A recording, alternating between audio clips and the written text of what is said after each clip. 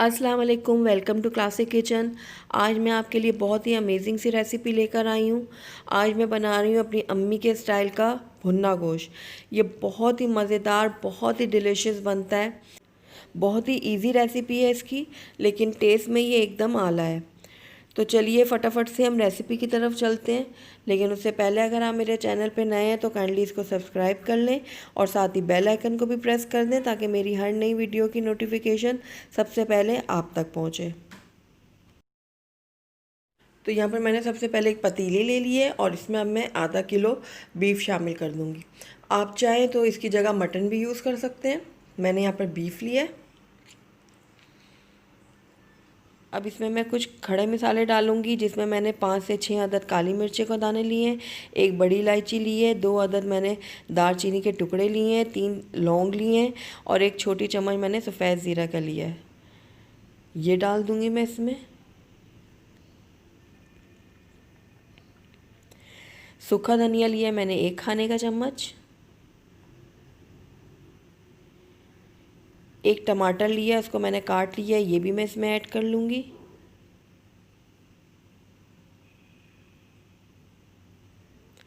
नमक जाएगा इसमें हस्बे ज़ायका। हल्दी लिया है मैंने ½ टी स्पून।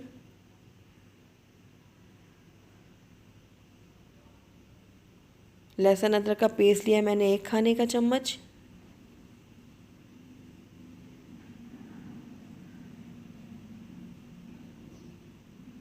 और ये मैंने 3 दरमियाने प्याज लिए थे और इसको मैंने इस तरीके से बारीक बारीक काट लिया है, ये मैं शामिल कर दूंगी।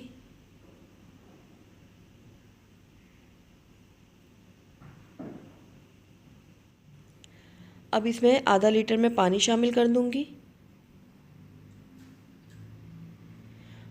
और इन तमाम चीज़ों को मैं अच्छी तरीके से मिक्स कर लूँगी।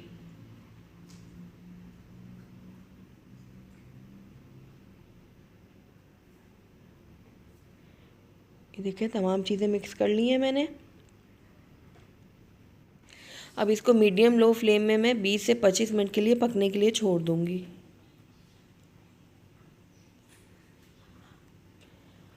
तकरीबन 25 मिनट हो चुके हैं।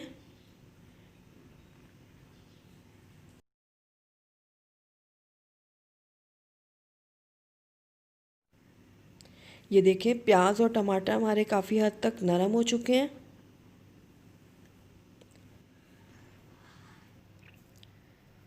ये देखें। अब इस टाइम पे आकर मैं इसमें 1 खाने का चम्मच लाल मिर्चों के ऐड करूँगी।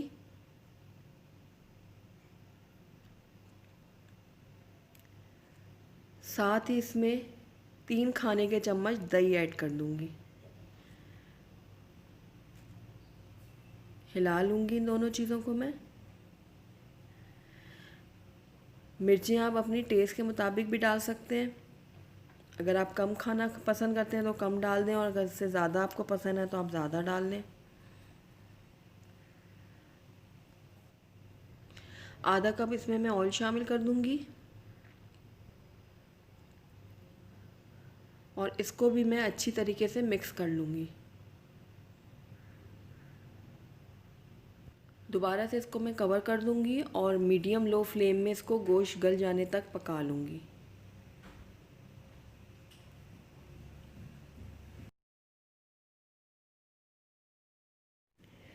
ये देखें 20 से 25 मिनट से ये पक रहा था गोश्त। मसाला अब हमारा काफ़ी हद तक गल चुका है। आइए अब मैं गोश्त को भी चेक कर लेती हूँ।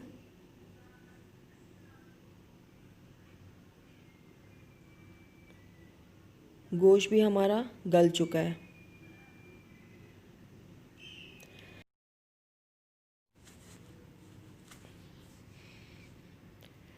अब इस टाइम पे आके इसमें मैं साबित हरी मिर्चें डालूँगी और साथ ही आधी छोटी चम्मच काले ज़ीरे के भी ऐड कर दूँगी।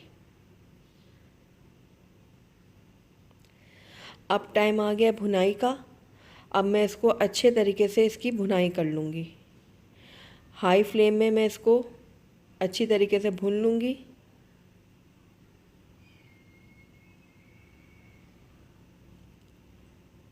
तकरीबन 4 से 5 मिनट हो गए हैं मुझे इसकी भुनाई करते हुए। अब ये बिल्कुल अच्छी तरीके से रेडी है। अब इस टाइम पे आकर मैं इसमें थोड़ा सा पानी ऐड करूँगी। तकरीबन आधा कप के जितना मैंने इसमें पानी डाला है। मिक्स कर लूँगी अच्छी तरीके से।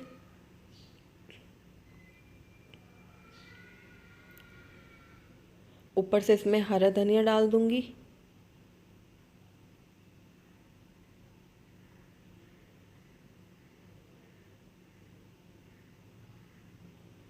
हिला लूँगी इसको भी।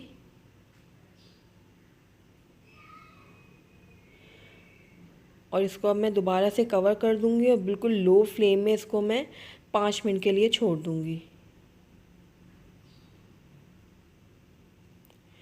5 मिनट हो चुके हैं इसको लो फ्लेम में पकते हुए। हिलाऊंगी इसको मैं। और ये देखिए बिल्कुल हमारा रेडी हो चुका है भुना गोश्त। ये देखें आप कितना ज़बरदस्त सा हमारा भुना गोश्त तैयार हुआ है। आइए मैं आपको इसको डिश आउट करके दिखाती हूँ। बहुत ही ज़बरदस्त सा, बहुत ही यमी मेरी अम्मी के स्टाइल का भुना गोश्त बिल्कुल रेडी है। आप इस रेसिपी को ज़रूर ट्राई कीजिएगा। मुझे पूरी उम्मीद है आपको और आपके घर वालों को मेरी ये रेसिपी ज़रूर पसंद आएगी। गरम गरम पराठों के साथ सर्व करें इसको, आपके घर वालों को बहुत ही मज़ा आ जाएगा। तो अगर आपको मेरी वीडियो पसंद आई है तो इसको लाइक करें, अपने दोस्तों के साथ शेयर करें, और अगर पहली दफ़ा मेरे चैनल पे आए हैं तो काइंडली इसको सब्सक्राइब भी कर लें और साथ ही बेल आइकन को भी प्रेस कर दें ताकि मेरी हर नई वीडियो की नोटिफिकेशन सबसे पहले आप तक पहुँचे। Thank you for watching. अल्लाह हाफ़िज़।